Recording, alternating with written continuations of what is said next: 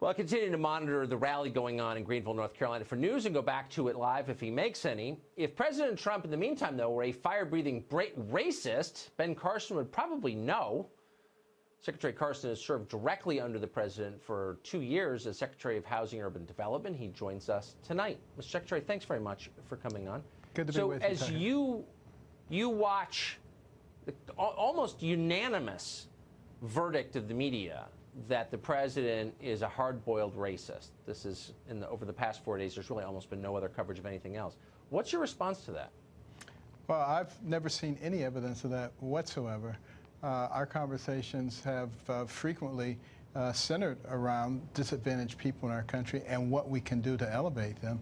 And it seems to me like a racist wouldn't spend so much time on second chance legislation. He wouldn't spend so much time with opportunity zones, trying to take people who have made a lot of money and put those unrealized capital gains into areas that have traditionally been neglected so that people can rise. He wouldn't spend so much time working on affordable housing, recognizing what the crisis was. The list goes on and on. These are not things that people who are racist would do. So, you know, people need to actually look at what the results are and not spend all of their time parsing every word and trying to make it fit their narrative. Would you work for a racist?